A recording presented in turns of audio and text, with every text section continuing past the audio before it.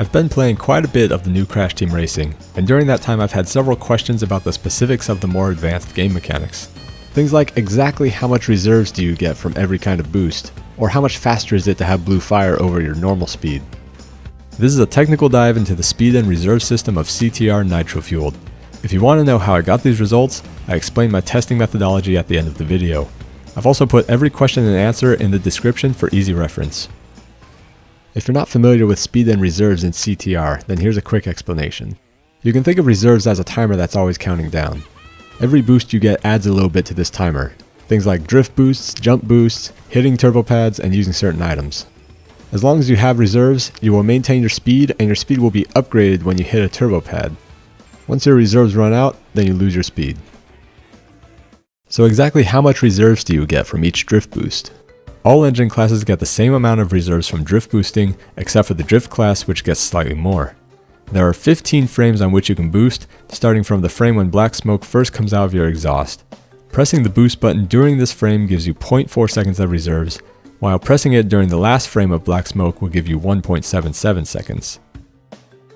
Here are the graphs for how many seconds of reserves you get depending on when you boost, as well as the equation for each.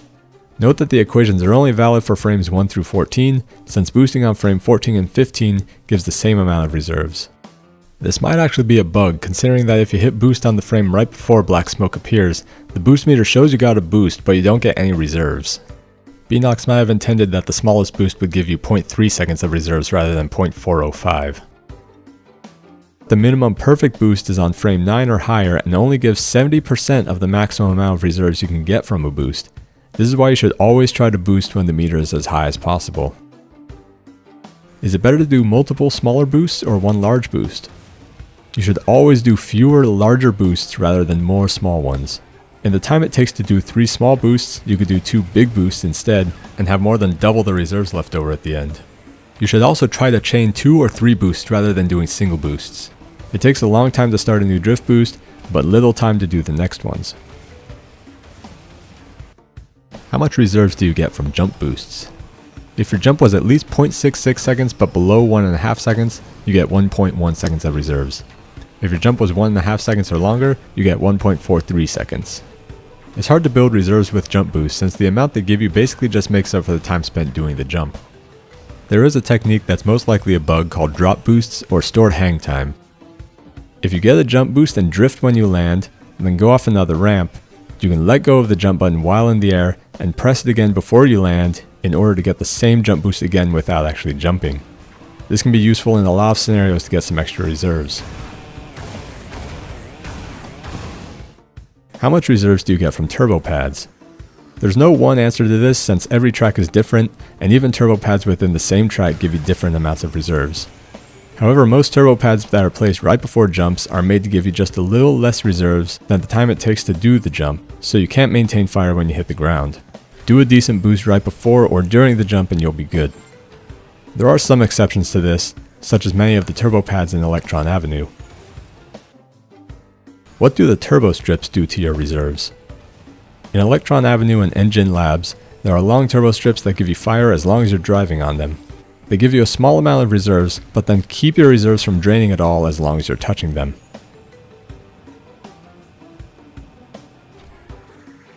As a side note, on the first strips in Electron Avenue, jumping makes it look like you're getting extra reserves, but you're actually not. You need to leave the turbo strip and touch it again to get more. Does U-turning or driving through grass deplete your reserves faster? They both will slow you down, but neither affects your reserves.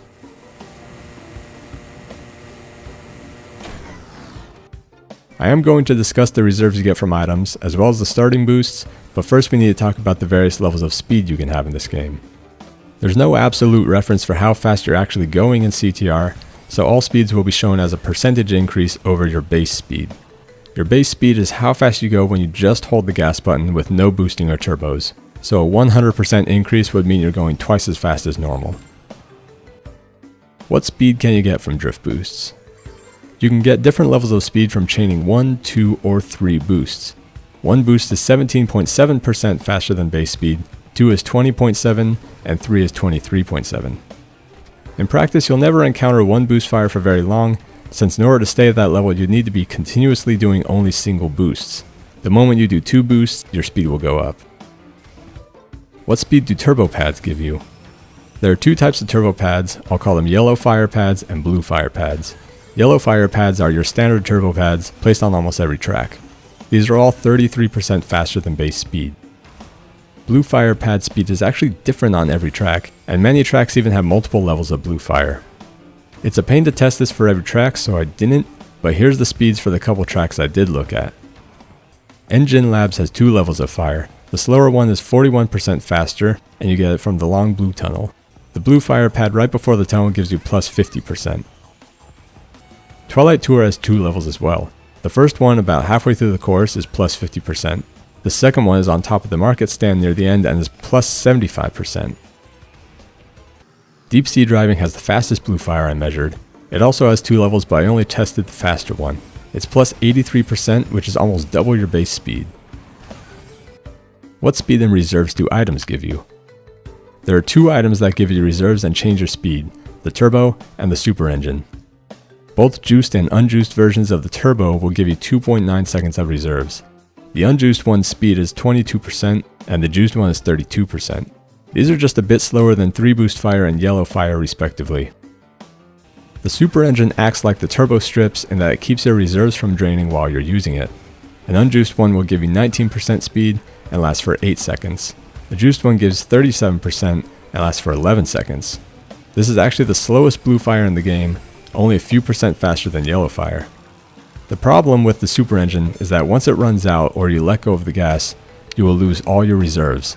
To prevent this from happening, you need to get a higher level of speed than the super engine before it runs out. You also get an extra half second of reserves when you do. This is easy for the unjuiced one since you just need 2 boost fire or better. For the juiced one, you need to hit any blue fire pad. If you have a juiced super engine and you're on a track with no blue fire, you can let go of the gas and then use the item. Keep boosting to maintain your reserves, and the item will run out without affecting you. There is a major bug with this item.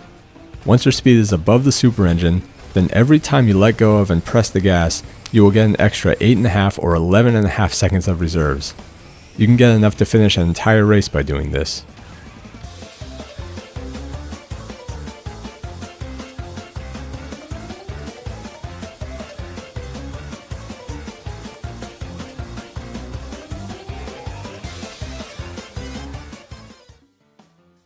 What speed and reserves do you get from start boosts? Your starting boost is determined by how full the boost meter is when the light turns green. You need to rev at least 3 times in order for the meter to fill up completely. The speed you get is barely higher than your base speed, only 1, 2, or 3% faster for 1, 2, or 3 revs. The main advantage is that it brings you up to speed almost instantly. The difference in reserves is significant though. 1 rev gives you 0.87 seconds of reserves, 2 revs gives 1.17, and 3 gives 1.57.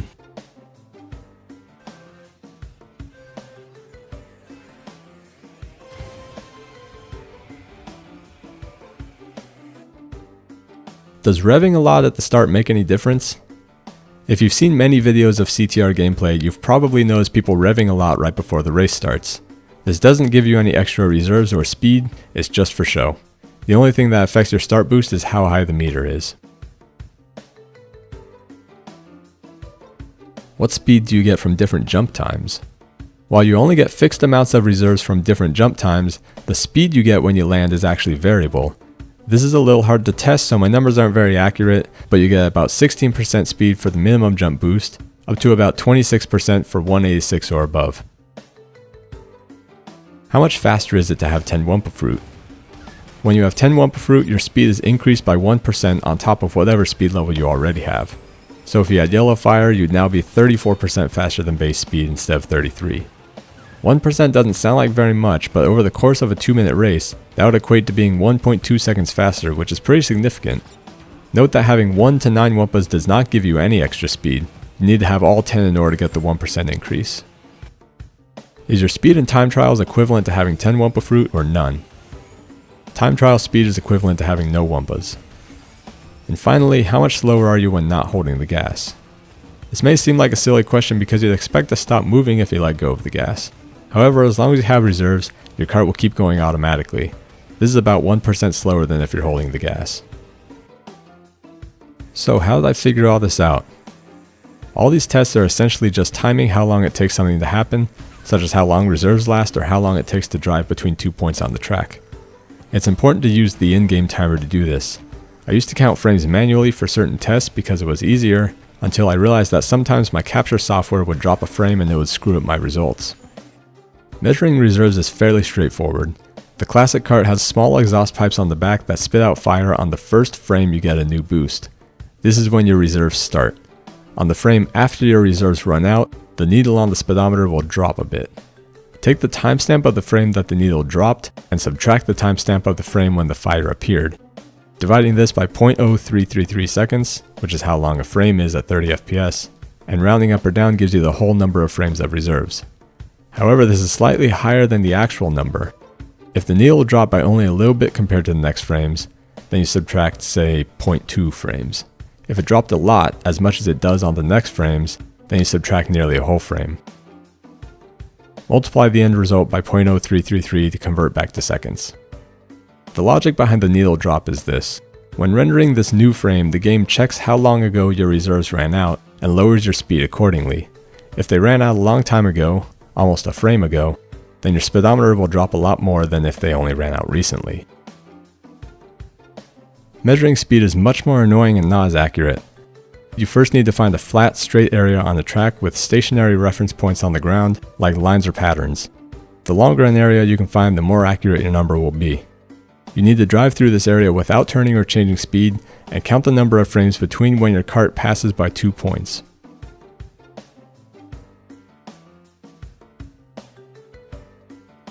Subtract the timestamp your wheel touches the start point from when it touches the end point, divide by 0.0333, round up to the nearest frame, and that's your frame count. Often your wheel won't land exactly on your reference points, so you need to guess about how much of a frame to add or subtract. On any track you want to measure speed, you first have to measure your base speed since that's the only reference point we have. Do several runs and average them together. They should all be well within a frame of each other. Measure your base speed and then the other speed you want to check, and divide your base speed frames by your higher speed frames. This will give you the percentage increase in speed.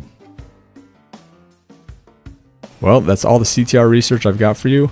I hope you found this video informative, and thank you for watching.